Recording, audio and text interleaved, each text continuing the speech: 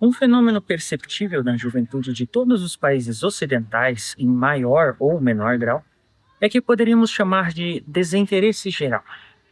Há uma tendência, em alguns lugares muito acentuada, a evitar toda forma não só de compromisso, como qualquer posição espiritual, política ou religiosa. Mas também de qualquer contato que não seja tangencial. Grande parte da juventude de hoje tenta passar pela vida o mais anonimamente possível. O pêndulo voltou a se mover e daquela juventude dos anos 50 e 60, tão inclinada a defender causas sociais e políticas, a interessar-se por fenômenos parapsicológicos, ou pela sabedoria que se dizia vinda do Oriente, que passou gradualmente a esta outra juventude em meados dos anos 80, que zigue-zagueava entre os grandes temas tentando não tocá-los. Há uma forma de asco por tudo ou um aburguesamento surpreendente que a torna indiferente a qualquer nova ideia ou posição. É óbvio que estamos nos referenciando à generalidade, pois os jovens ativos e ávidos de aventuras espirituais sempre existiram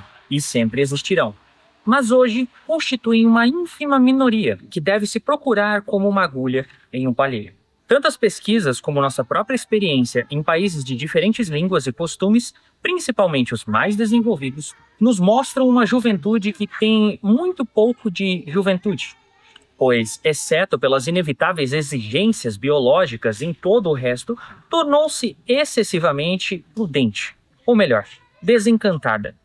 Pode reagir ao desemprego ou a qualquer outra situação que afete individualmente sua segurança, mas dificilmente veremos alguma reação aos problemas colocados pela política, pela filosofia ou pela religião. É como se a priori intuíssem que podem ser manipulados ou enganados. A desconfiança prevalece. As igrejas e os partidos políticos estão vazios de jovens ativos. No máximo, são observadores dos fenômenos do seu entorno e apenas mostram uma atitude crítica em relação a tudo e a todos. Será que cairemos na assustadora suspeita de que um longo período de paz mundial os esterilizou e os tornou apáticos? Nietzsche e Schopenhauer se referiram a isso, mas sempre consideramos que era parte de sua retórica impregnada de autoprotagonismo, fruto de suas próprias naturezas excepcionais e do ambiente de renovação do seu tempo. É notável perceber como até na URSS é preciso empurrar os jovens para que participem ativamente dos programas. O aumento do consumo de drogas não parece ser a causa, mas sim o efeito de uma tendência do doce-far-niente, para fugir de todos os problemas, entorpecendo-se para deixar a vida passar sem preocupações. Não nos deixemos enganar pelas imagens da TV ou da imprensa de centenas de jovens se manifestando contra ou a favor disso ou aquilo. São pequenos núcleos ativos que constituem justamente a exceção e por isso são notícia.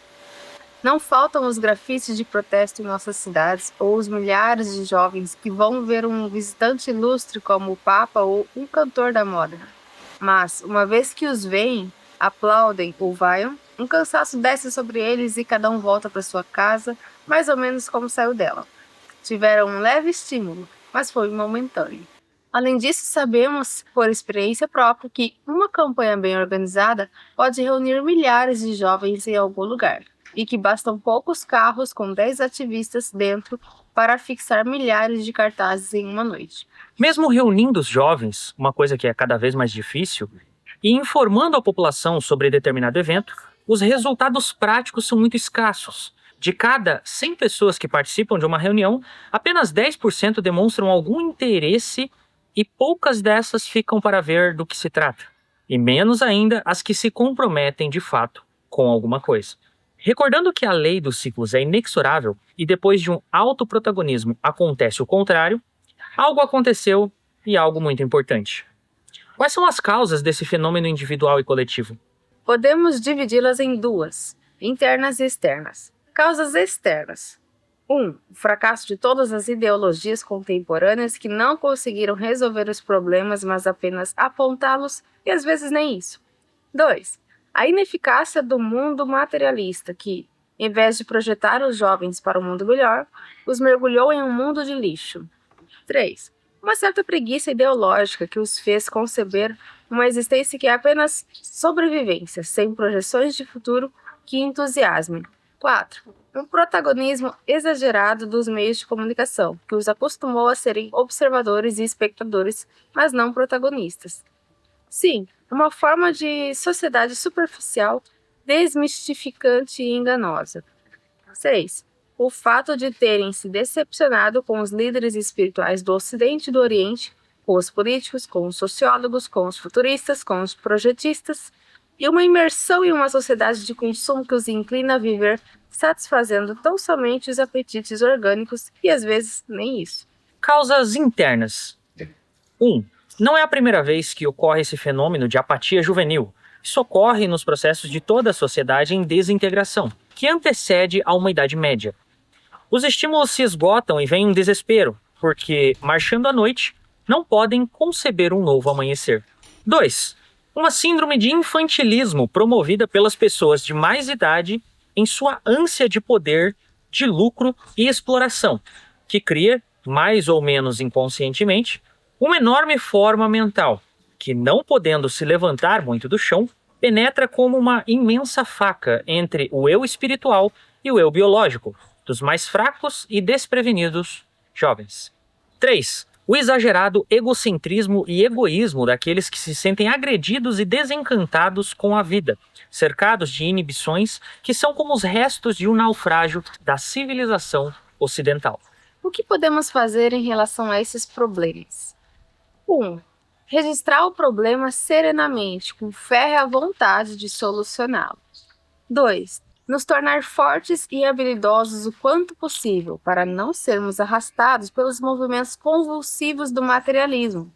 Essa força é alcançada, em grande parte, graças à generosidade e ao amor, pensando menos em nós mesmos e mais nos outros, entendendo que, talvez, o que vivemos não seja a vida, mas apenas uma de tantas vidas e que podemos utilizar esta de maneira frutífera para todos. 3.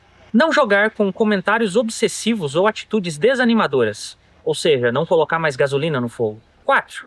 Fazer o que Bhagavad Gita recomenda, trabalhar pela ação em si, sem esperar ver, a cada instante, os frutos dessa ação, pois a ação promove a ação, ou seja, frutos, inexoravelmente mais cedo ou mais tarde. É preciso semear e continuar semeando além, sem ficar inerte olhando para a mesma terra durante meses, ignorando a lei das estações.